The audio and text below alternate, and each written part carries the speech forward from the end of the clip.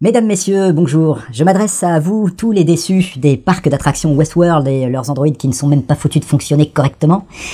Je vous accueille au parc de Lagish World. Oui, Lagish World, où pour la modique somme de 797,48 € par mois, vous aurez un accès illimité aux nombreuses ressources naturelles d'un site luxuriant et sans limite, conçu par les équipes du professeur Von Blix. À l'intérieur du parc de Lagish World, 2 androïdes, dernière génération, sont à votre disposition pour satisfaire à tous vos désirs et déviances sexuelles. Équipé des derniers capteurs protogénitaux et sudoripares, notre nouveau modèle, Yann B No 47, saura se plier à n'importe quel test d'expérimentation pénétrationnelle. Quoi? Ah, non. Nous allons tout de suite en faire la démonstration immédiatement sous vos yeux ébahis.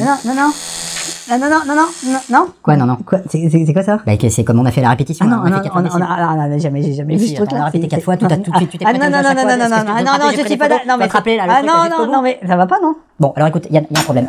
Moi, j'ai séché mon PEL, j'ai vendu l'argenterie de mes parents, j'ai foutu ma petite sœur sur le trottoir pour pouvoir nous payer cette publicité, le parc, les androïdes, ta technologie. Donc tu vas pas, non, ça suffit, tu vas pas arrêter. Genre, tu vas pas nous prendre là pour des questions des gommes la place. C'est quand même pas grand chose. T'en redemandais hier soir, avec la fourrure et les menottes, et là maintenant tu me lâches. Non, on va couper l'émission. Parce que moi je vais te dire un truc. Non, j'ai des principes dans la vie. J'ai une carte de presse, monsieur. J'ai une carte de presse. Je n'accepte pas qu'on me lâche sur des airs de moment pour des questions de trouille et des gommes mal placées. On a une mission. Ça suffit. Producteur!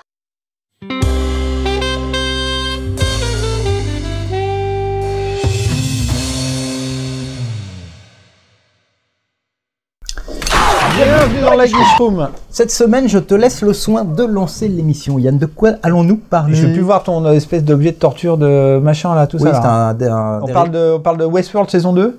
Ouais. Qui passe sur HBO à partir du 22 avril. Ok. Et tu ranges ça tout de suite, s'il te plaît? D'accord, tu voulais voir le voir. Non, d'accord, ok, très bien. Alors, tu le lances un petit peu parce que c'était un petit peu la question initiale d'il y a 17 secondes. Je lance quoi? Le pitch, tout ça, machin. Enfin, c'est le retour de Westworld, l'adaptation télé du super film de Michael Crichton des années 70, Westworld, sur l'espèce de monde d'androïdes qui se révolte, espèce de parc d'attractions pour adultes. Et justement, l'adaptation de Jonathan Nolan, Lisa Joy et J.J. Abrams avait réussi à transcender complètement le film d'origine. Très belle surprise. Ah ouais, pour passer complètement de l'autre côté, alors que le film d'origine était vraiment du côté des humains victimes des robots. Là, on passe du côté des robots qui prennent conscience. Il y a un côté complètement kadikien, découverte de la conscience. C'est absolument passionnant du début à la fin, avec un jeu sur la temporalité, sur les lignes temporelles, enfin absolument géniaux. Et donc voilà, on arrive à la saison 2. La première saison se terminait sur un espèce de climax super sanguinaire et tout. Et Goldorak qui arrivait, donc je comprenais pas trop. En fait, non, je plaisante. C'est une très très mauvaise blague. Pardon. C'est pas drôle. Oui, c'est pas drôle, mais j'essaye. Je lance des trucs. Ça marche, ça marche pas. Je lance. Voilà, c'est tout. Non, le seul truc énorme qui est à la fin de la saison 1, c'est que comme toute la saison se passait dans le monde du western, alors qu'on sait tous que dans le film il y a d'autres mondes. On découvre à la toute fin du premier qu'il y a en tout cas un monde le Samurai World. Il y a plusieurs images de samouraï, donc c'est un peu la grande question de la saison 2, c'est est-ce que Westworld va s'ouvrir à un autre monde que le monde du western? C'est fort probable, même si la guiche que nous allons voir n'en montre pas grand-chose. Elle reste petite image. Voilà, une petite image, mais globalement ça reste très très énigmatique. On peut parier sur je pense un raz-de-marée d'audience pour cette saison 2. Je sais pas. Alors après, le truc, c'est qu'elle a mis tellement de temps. Excuse-moi. Il y a mis tellement de temps entre la première saison et la deuxième saison. Est-ce qu'il va y avoir est-ce qu'il y a autant? Est-ce que l'attente est toujours là et tout? Je pense qu'il y a une énorme attente. Justement, je pense qu'on peut compter sur HBO pour bien faire monter la sauce en termes de marketing dans les semaines qui vont précéder le lancement. 9 mois de tournage pour la deuxième saison. Ouais. Et je trouve ça très bien qu'ils aient pris le temps justement. S'ils avaient eu des gros problèmes, on oublie vite. La première saison, ils avaient retourné plein de trucs et tout. Voilà, et ils avaient dû poser les stylos à un moment les scénaristes parce qu'ils savaient plus trop comment terminer la saison. Et là, c'était sidérant, quoi. Voilà, ils ont décidé de s'accorder un petit peu de sauce de rab pour bien prendre le temps de tout écrire. De la sauce. Voilà, ils s'accordent de la sauce, c'est mon expression. On y va. On lance le truc. On peut déjà juste dire que un peu tout le casting de la saison 1 revient, y compris Jeffrey Wright, qui était mort, mais a priori en fait pas, et peut-être même voir Anthony Hopkins qui est mort, mais peut-être en fait pas qu'on va... J'aime pas du tout ce bruit. Oui. C'est très. Allez, enchaîne ou c'est très perturbant. Et donc voilà, et donc on reste. On a la saison se terminait sur un climax de taré avec les robots les hôtes passent à l'attaque. Android qui se réveillaient et se révoltaient et qui commençaient à buter un peu tout le monde. Et donc on va lancer. Voilà. Et on a dans des images absolument fabuleuses. Ah bah esthétiquement, je pense que dans un western. On est dans la série la plus belle actuellement en cours de production. Ah, avec Peaky Blinders. Et Game of Thrones. C'est encore plus abouti que Game of Thrones. Ouais, en même temps, là, t'es limite dans une pub Marlboro aussi un peu, mais bon, et musique. Runaway de Kanye West, rejoué par Ramin Djawadi, le compositeur absolument génial qui s'est amusé à rejouer tous les une quantité absolument invraisemblable de standards au piano. Et qui est déjà le compositeur de Game of Thrones. C'est et je trouve que cette image est complètement dingue. Mais la scène d'ouverture avec les espèces de bœufs robots là, elle est juste c'est d'une beauté. Ouais. En fait, et ça symbolise un peu tout de la série, quoi, y compris vraiment, tu penses aussi un peu, tu peux même carrément penser à Skynet, à Terminator aussi. Enfin, c'est toute une thématique ultra contemporaine de la révolution de l'intelligence artificielle, des robots. Est-ce que jusqu'où l'intelligence artificielle va-t-elle aller? Est-ce qu'ils vont se révolter par rapport à l'humanité et tout? Donc les gens qu'on vient de voir là, les espèces d'anges de l'apocalypse là, ce sont manifestement des agents envoyés par Delos à l'intérieur du parc pour mater la rébellion. Oui, parce qu'on n'a pas dit, il y a plein de nouveaux acteurs dans la deuxième saison, dont alors Katja Ebert qu'on avait vu dans le Leftover, Gustav Skarsgård qu'on avait vu dans Vikings, Fares qu'on avait vu dans le Quart confidentiel, un super acteur suédois, génial, Betty Gabriel qu'on a vu dans Get Out, un acteur japonais Hiroyuki Sanada qu'on avait vu dans Life, fait revenir le thème de Samurai World à fond, et aussi Peter Mullan, le mec des Fils de l'Homme et de My Name is Joe, qui va faire le patron de Delos, qui était la boîte qui est le propriétaire de Westworld, quoi. Et des décors signés Roger Hart.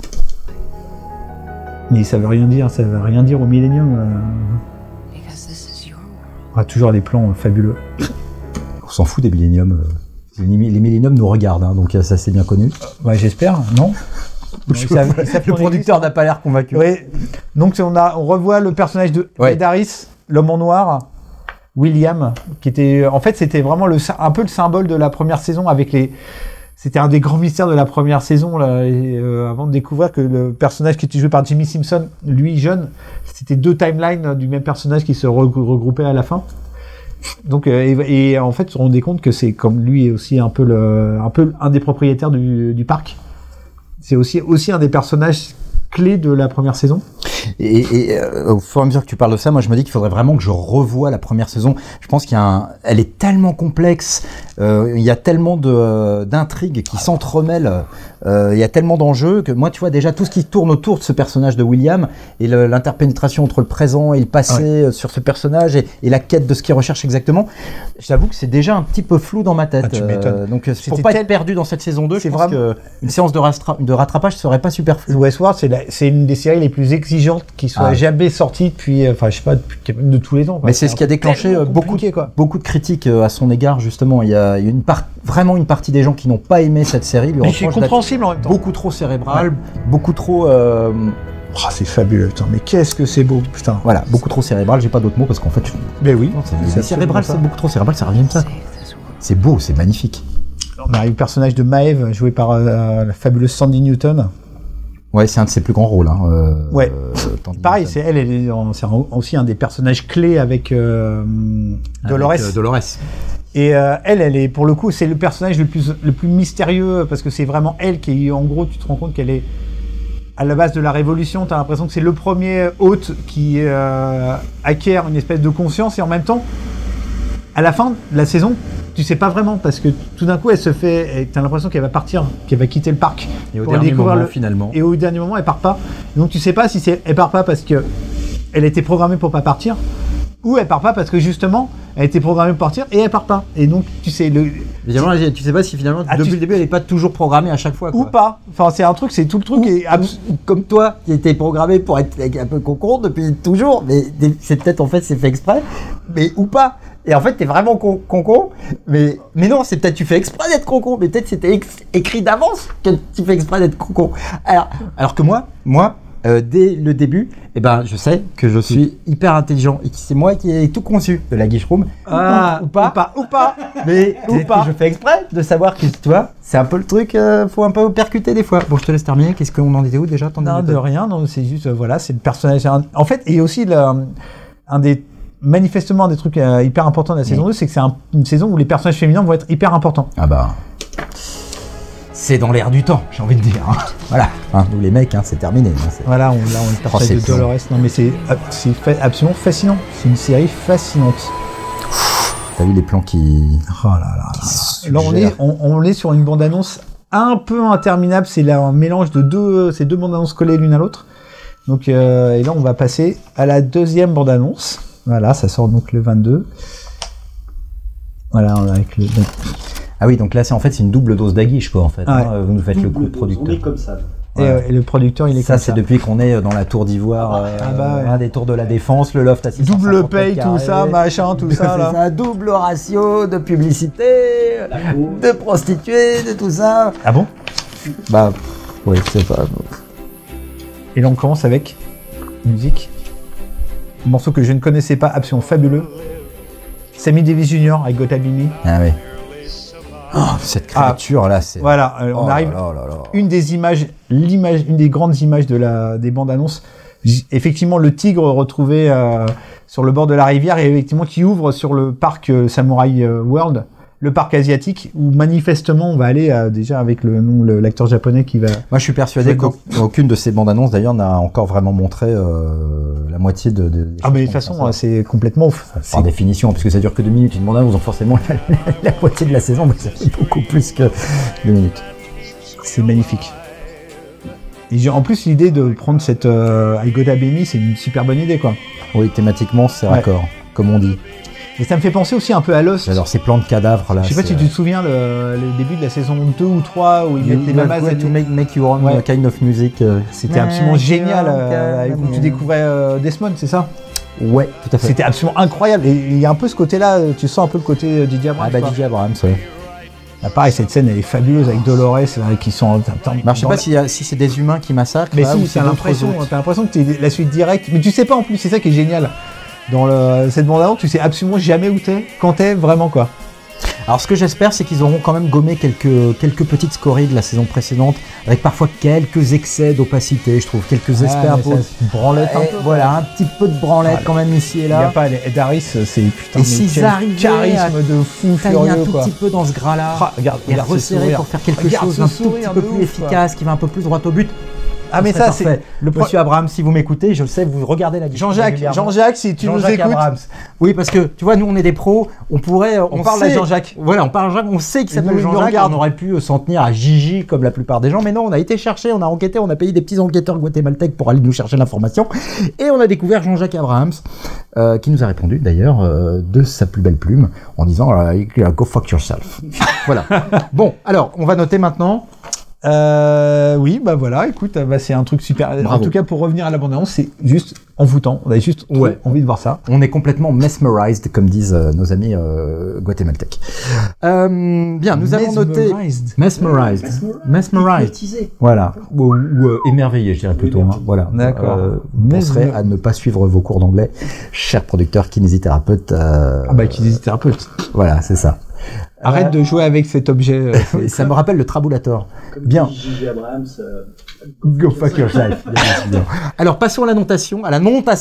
Alors on va noter avec le super DVD Westworld du film original en zone un vieux truc. Ouais, je vais mettre 4. Sur 5 Sur 5, ouais, c'est 4 seulement. Oh bah 4 c'est très bien. Oh bah alors 4 c'est très bien. Eh bien, j'ai trop envie de voir ça. Ouais, je suis assez d'accord avec Yann, mais je serai encore même un tout petit peu plus... On peut faire des demi-notations. Hein.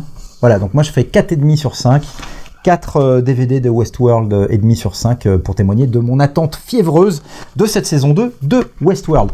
Messieurs, dames, merci beaucoup d'avoir assisté jusqu'à la fin de cette superbe Aguiche Room.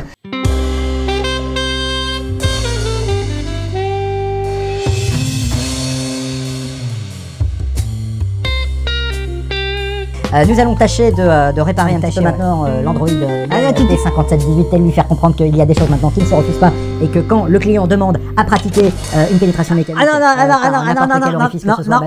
non, je suis pas un robot. C'était un sketch, c'était un putain de sketch. C'était un putain. Foutrais de sketch, saloperie.